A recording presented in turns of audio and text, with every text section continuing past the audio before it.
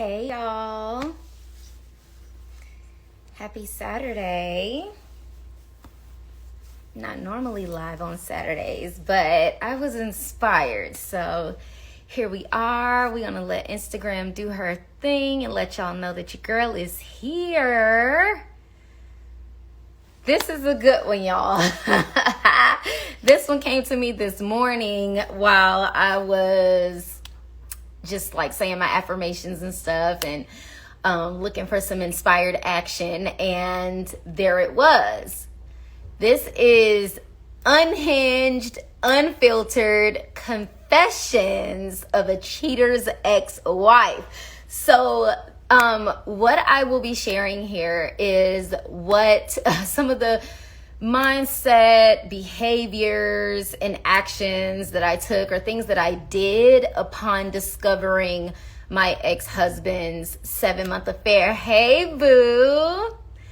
Thank y'all for being in here. So yeah, like the reason why I share this is because I want my clients or potential clients to be able to resonate with the cray-cray, delulu feelings and actions that we may take upon discovering that our person, our boo, our man, or our, whatever your partner is, that they have betrayed you. They've cheated on you. So I just want to share a little bit of my story and what that looked like. So I don't have my notes today, y'all. I don't have my laptop or nothing. I'm just gonna, share what comes out. So I often tell my clients that when you have a life-altering situation like finding out about an affair or discovering that your boo, your baby, has cheated on you, your world is shattered. You are not going to be thinking very logically at all. That whole aftermath, like the immediate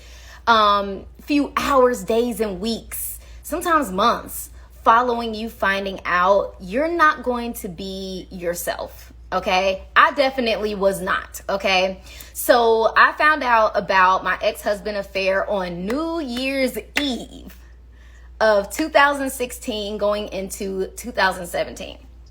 This was a few weeks after our 5th year wedding anniversary.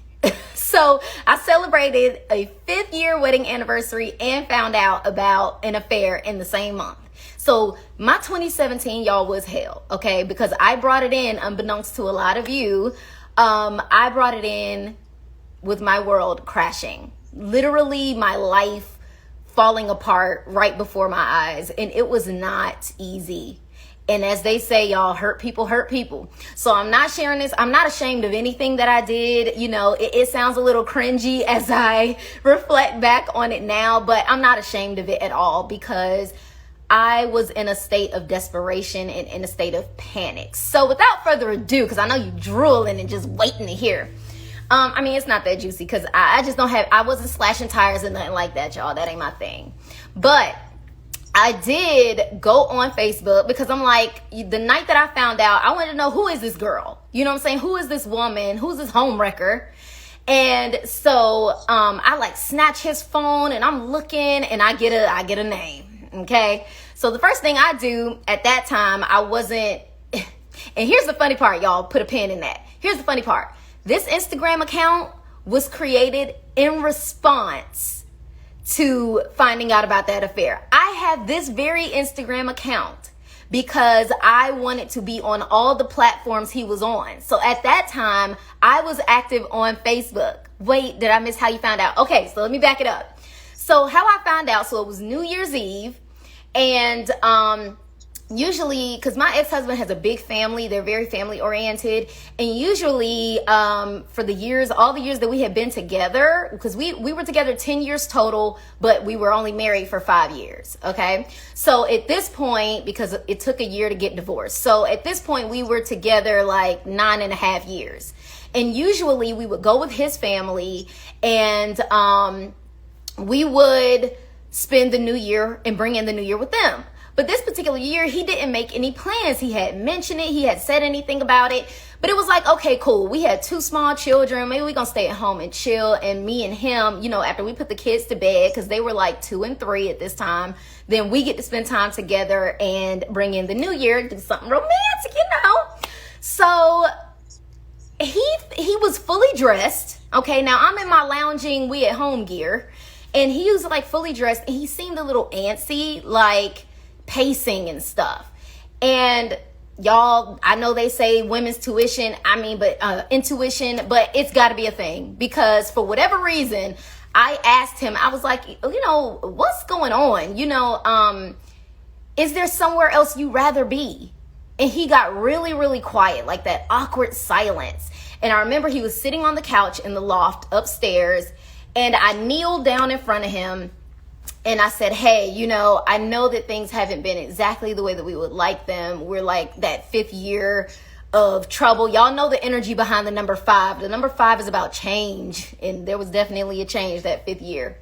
But I just, that silence that he gave me is what made me then say, wait a minute, because now I'm looking back like, because you are dressed. Is there somewhere you'd rather be? And he was like, well, no, not really anywhere I'd rather be. Just, there's this networking event that I wanted to go to. And he was trying to be an entrepreneur at this time. And he had gone to other networking events. But my problem that night was it's New Year's Eve. So you don't need to go to a networking event tonight. Like, don't you want to bring in the new year with your wife? And y'all call me crazy. I don't know where it came from. But the next thing I know, I said, is there someone else you'd rather be with? And that awkward silence pierced my heart. And that told me, before he even responded, it told me everything I needed to know. And I remember, like, even now, y'all, telling you the story, my heart was like racing. It was racing because in that moment, I was trying to come to terms with what he didn't say, but what he's probably about to say. And what the hell does this mean for us? And what is about to happen now? And so that was how I found out. He admitted it. He didn't try to lie about it, because, I had intuitively hit the nail on the head. So that's when I was like, who is this woman? How long has it been going on? And he had told me that it had been going on right after he had a surgery on his leg. Well, that surgery, y'all, was in July. This was now December 31st. So a 7-month affair, y'all, June, July. And I felt like a crazy person. You're thinking, how has this gone unnoticed for 6-7 months? And so that was how I found out about the affair. And so fast forward and taking a pin back when where we had left off, that was how I even got this Instagram account, y'all. At least he was honest at that point, instead of trying to deny, like, your thoughts are crazy. 100%. And I think I caught him off guard. So I don't think he could come up with a lie quick enough to try to, because you had been doing so good for a good 6.5, 7 months long. I don't think he expected me to just catch on like that. So yeah, once I got the phone, I got on Facebook and I'm looking up this lady, and I found her. We didn't have any mutual friends. And so I'm like, okay. And so at this point, this is not the night I found out. The night I found out, let me go back real quick before I get into my actions, okay? So the night that I found out, I put my kids to sleep and went off on him. I threw a glass at his head. It just missed him and hit the wall. I was pissed. I was pacing. Y'all, I didn't know what to do with myself. I was sitting on the floor holding my knees. I was rocking a little bit. Like, I really just could not put together everything that was happening. And, I told him to leave. I was like, get out, leave, get out. And then he commences to leave, and then I panicked and I was like, no, you don't get to leave here and then go straight to her, like that or whatever. And I was like, you got to end it. You got to end it right now. You need to call her and end it right now. And y'all know what he told me? He told me I'm not gonna do that over the phone. And that's when I realized, oh, you got feelings for this person. Because I wanted him to call her right then. Like, I'm your wife. You need to appease me right now. You need to make me feel okay right now. He told me he would not deliver a blow like that over the phone, while your wife is finding out that you've been screwing somebody else for 6.5 to 7 months and lying about it, kissing me in the mouth after your mouth has been... Yeah, he wouldn't do it. He would not do it. So that night, he left. He went, as far as from what he told me, he went to go spend the night with his parents, and I was alone. I called nobody. I did not call my parents. I have a close relationship with my mom. I did not call my mom. I didn't call my best friend because I was so confused and uncertain. And a part of me, the abandonment rejection wound in me, exactly. He didn't owe her nothing, but he didn't care about crushing me, but he didn't want to deliver that blow to her. The rejection wound, the abandonment wound in me was immediately triggered. I didn't call anybody or tell anybody because a part of me was wanting to panic to get back what I was losing.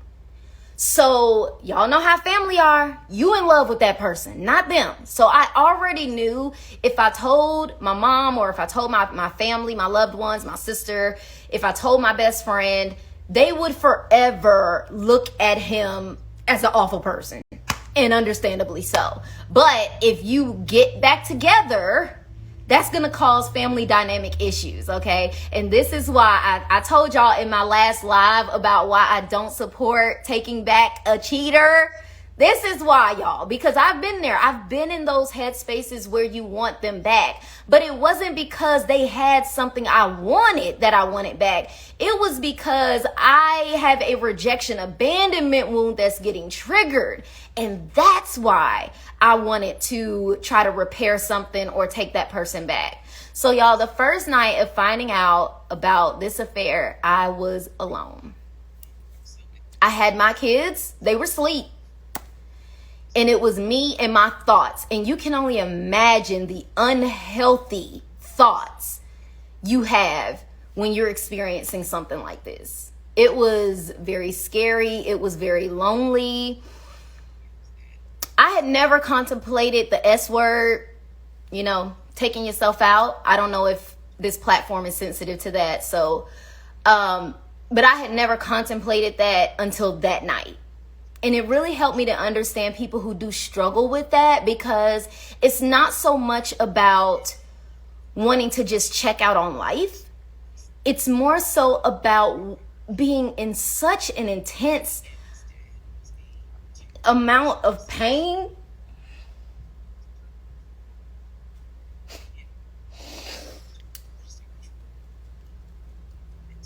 Hold on. I wasn't expecting that. It's about being so hurt that you want it to be over. You want it to stop.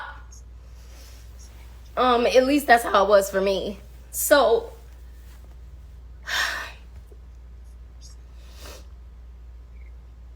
that was a rough night, y'all. That was a rough night. I wore myself out so much with crying. I fell asleep.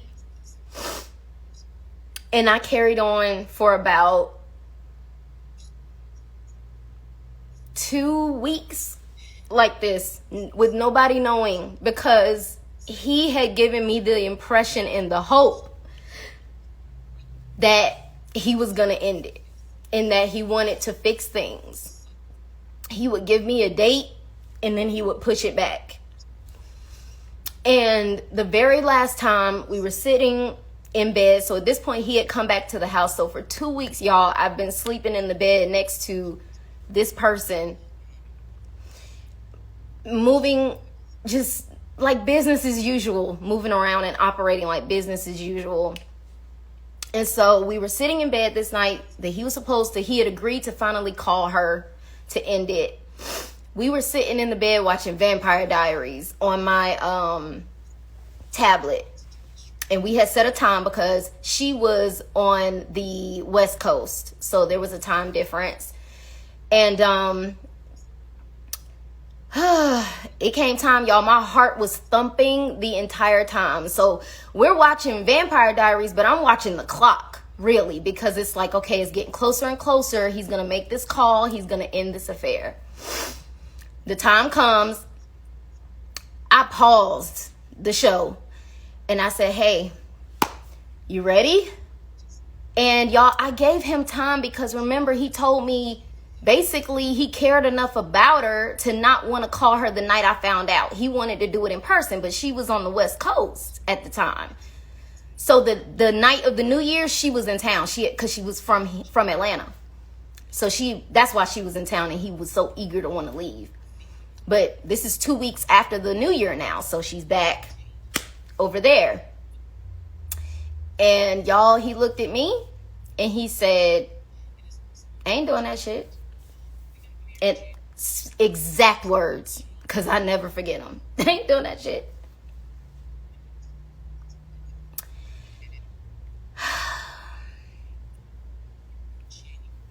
And I said, okay. Now, in that time frame, y'all, that 2 weeks, he had a grandparent to pass, and we went to that side of the family's hometown in another state to attend the funeral and stuff. So I'm playing the wife while all of this is happening. Those were the exact words. And his dad gave this speech at, you know how families get together, a few days before the funeral and stuff. His dad had given this whole speech about family and all of that. And I'm thinking in my head, well, it's falling apart. Yeah. So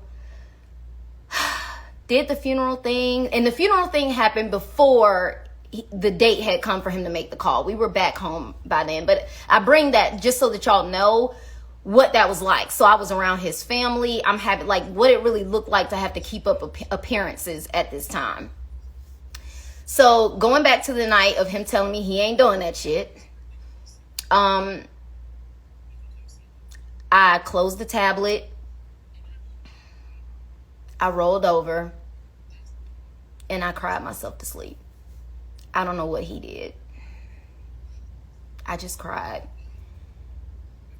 And within a few days, I was working for my parents. We had our own business at this time. Within a few days, so this happened because this was over the weekend. So it either had to be a Saturday or Sunday because shortly after it was time to go to work. So Monday morning. And that was when I told my mom.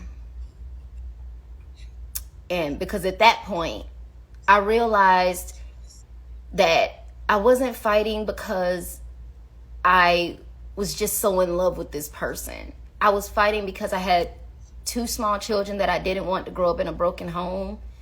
And I had a childhood abandonment wound with my own fathers that was kicking in, and that was very triggered at that time. But I realized I need to bow out gracefully and adjust my crown because I had gotten to a level of desperation that I had never seen myself in. But that's what trauma does. And so I knew, and this is how I keep myself in check, and this is why we need to do self-awareness work. I knew if I told my mother, I would stick to it. And I forced myself to go in there and tell her. Because I knew I wasn't going to embarrass myself. Ain't no way I'm about to tell my mama that this man done took me for a fool and then turn around and change my mind and tell her, well, Mom, we decided to... I'm not that kind of person. I don't like to be embarrassed like that. So by telling my mom, it was me looking out for my future self. So that if he decided to think he wanted to try to woo me or tempt me or all of that, no. that would remind me, I put it out there. You know, like when people say they want to lose weight, and to help keep them accountable, they do it publicly so that they can have that extra oomph and reason to stick to the decision. It was like that. I told my mom, I told Bestie, and then that's when my healing journey, my beginning of my healing journey really began. That's what I was trying to say. So it was rough, y'all. So of course, now that people knew I could get help, so now I wasn't having to mommy while going through this. So my family got the kids for a few days, and I had time to work on me. But let me tell y'all now, within that 2 weeks, so this is where the confessions of some of my stuff that I did. So within that 2 weeks, y'all, of me trying to play like everything was okay, I had gone on Facebook, found her. We didn't have any mutual friends, okay? But her page was public. So I didn't have to request or do nothing, create no fake accounts, nothing like that, to be able to see who she knew. Y'all, I went through her pictures, and you know, a lot of times we tag our friends, family, and stuff in our pictures. I found the one with her parents. They were tagged. Y'all, I reached out to both of them on Facebook and basically wrote, I had an alarm. I got a meeting at 2:00. My little alarm was letting me know, so my bad. But so I went on Facebook and I messaged her parents and basically told them who I was, told them how I knew their daughter. And I basically said, you know, I don't know if she knows the impact of her actions for real. I did not tell them that they raised the home wrecker. I gave the benefit of the doubt because I said, I don't know if she knows the impact that she's had for real. But if there's anything you could do to have a conversation with her, I would greatly appreciate it. It was something like that. So let me back up too. Before I did that, I had played detective. So at the time, we were all on a family plan with our cell phone company, okay? And we had it under my parents because my dad get these bomb ass discounts, okay, with his family. And my ex-husband was on it with us at the time. So, you know, when I told my mama, child, we done pulled up the bill, and we looking at, because you can see the numbers, right? So we looking at the numbers, found it, because remember, West Coast, we from Atlanta, so it's easier to see, you know, what's not normal. Y'all, I started looking at them times. Them times were times that he had told me he was sick at home, times during the day, times I know that he was with the kids on the phone with this woman. So I got her number and I called her. Okay? Your period. Inspector Gadget. Okay? I called her and I say, hey, I'm such and such. Please don't hang up. And I say, you know, I just need you to hear me out. And long story short, I told her, I said, listen, because at the time I was wanting the marriage still. I said, listen, I can't fight for my marriage with you screwing my husband or being in the way. And I want to work on it. I would like for you to remove yourself from the equation. And y'all, she cried. I cried. She was telling me that she didn't initially know that he was married, but that she had known for some time. Because shit, it's been 6.5, 7 months, right? But this is what she said that really stuck with me. And this is another one of those verbatim things. Her response to me, y'all, was, I know what I should do, but I don't know if I can.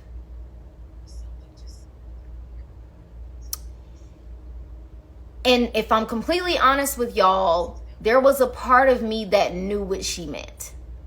What she was referring to was, I have gotten myself so involved in something, I can't even make good decisions at this point. I get that, because sometimes we think we can, oh, it'll just be a fling, or oh, it ain't gonna be nothing, or nothing like that. Child, She was in too deep. She told me she know what she should do. She don't know if she can. And the actions told me she clearly couldn't, because they kept on and I had to bow out gracefully. It was after that phone call I reached out to her mama and daddy, y'all. There were no strings. Exactly. She didn't have any children. She knew I had children, because according to this phone call log, you was on the phone, and children ain't quiet, especially at 2 and 3 years old. I know you heard my babies in the background. You were okay with this man leaving his wife and children to be with you. Child. So her mom never responded to me, y'all, on Facebook. But her dad did. Her dad did respond to me. And y'all, it was amazing. So I was at my parents' house, and I get a Facebook call. Y'all, this is the first time I had ever got a call from the Facebook app. And I was like, what is this? So I answer it, and he introduces himself. He tells me who he is. And I'm like, oh my gosh. He said, I am so sorry for what you're going through. And he said, I thought this was a prank. He said he had to read my message over and over and over. He said he immediately called his daughter, asked her if it was true. She admitted it was. They had to have a long conversation. And he said to me, if my daughter was younger, I could probably have some influence. He said, but she's 20. I think she was like 26 or 27 at the time. He was like, but she's 20 something years old. Unfortunately, although I did talk to her, I can't help you. And he told me, y'all, and this is the crazy part, her dad told me on that call, if I needed anything, to call him on Facebook. After that call, we hung up, and he sent me this clip from one of Tyler Perry's movies. It was a Medea clip, and it was y'all will probably know the play. I don't know which play it belongs to, but it's that part where Medea is saying, child, if a man wants such and such and such and such, let him go. You got to learn to let him go. Y'all might know what I'm talking about. It was that clip that he sent to me. And her dad checked in on me, I think maybe 1 or 2 other times to see if I was okay. I never spoke to him again. I never did call him again. But when my ex found out, because apparently, the other woman told him that I reached out to her dad, he had the audacity to tell me I was embarrassing him by doing that, and I needed to stop. So yeah, that was how that went. Yeah. So y'all, I have had a front row seat. They are still together. It's been 7 years, and they are scheduled to get married this October 2024. I have had front row seats. Yeah, he embarrassed himself. Exactly. So y'all, this is the passion, the wisdom that I've gained. This is what I share with my clients. I was going to ask if they're married. Not yet, but they got engaged end of last year. My kids came home very excited about it. And, I've been thinking about whether to talk about the parenting part, y'all. Considering being a child of divorce myself, I definitely had a passion to make sure my kids had a certain experience. That passion is what kept me sane. Me being able to navigate healing after that was definitely fueled by the experience I wanted my kids to have. Times where I really could have been petty, a complete butthole about a lot of things. I chose not to for them. Yeah. They might be disappointed, child. Everybody want what you can't have, and it took her 7 years to get that proposal. Because, see, she had to wait for him to get through the stuff he needed to get through before he would even want to be married again, you know.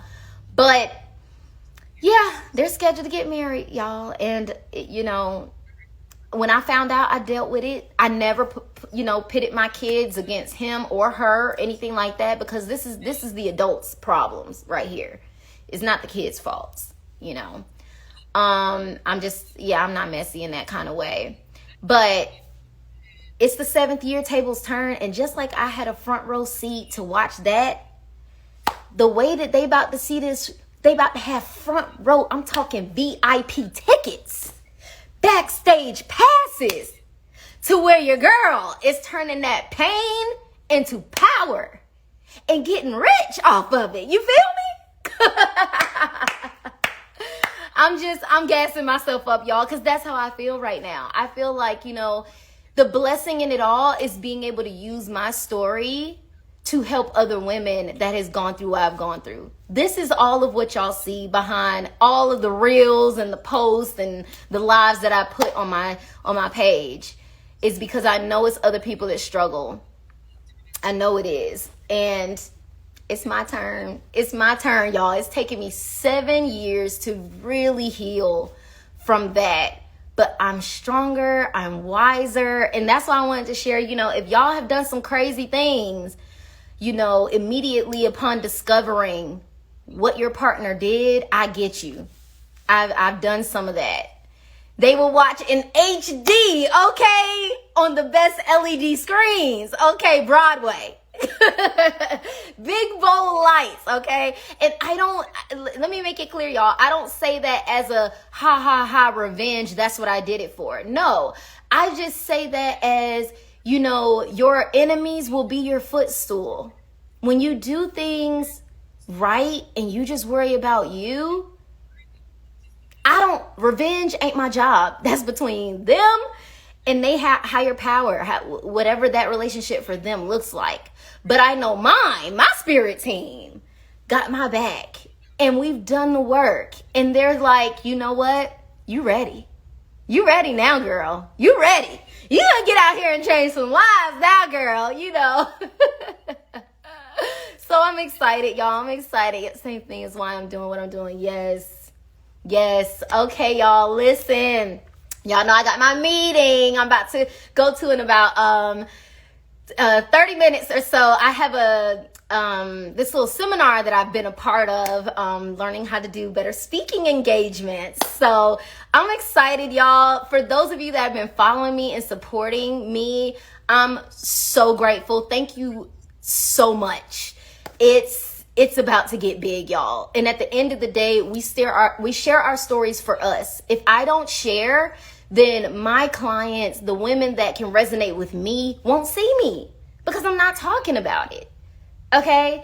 And at the end of the day, you want to focus your story back to you. Bring it back to you. That's the difference between talking because you want to be messy and you want to out people and expose people versus you're sharing because people need to hear that, yeah, girl, I've been there and it's okay. Guess what? There's a path out of this thing and let me help you. I can guide you. You feel me?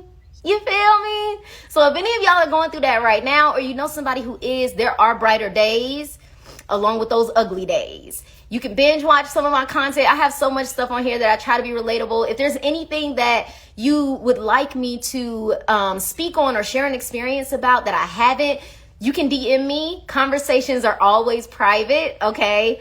And I would love to get some more stuff out. What's personal is universal. By sharing, you will inspire other people without realizing. Okay. Yes. Received. Yes. And we'll be talking about, because I told y'all I dated 2 people after that divorce. So I can also share with y'all what happens when you don't do the healing work. Okay, so there'll be more content on that too, so we can make sure we manifest healthier, more well-deserving, loving relationships. Okay, yes, definitely shoot me a message. I would love to hear from y'all. And I'm gonna leave it here. I don't know how long we've been on, but I knew it would take a minute to tell the story. Once the live ends, y'all know it's gotta process or whatever. But as soon as it does, and I'll have it saved, then you'll be able to share it with other people. I will be titling this Unhinged and Unfiltered Confessions of a Cheater's Ex-Wife. Thank y'all so much. I love y'all. I appreciate y'all. And thank you for holding space with me today. I didn't expect the crocodile tears to come, but y'all held me, and I appreciate that. I'll see y'all.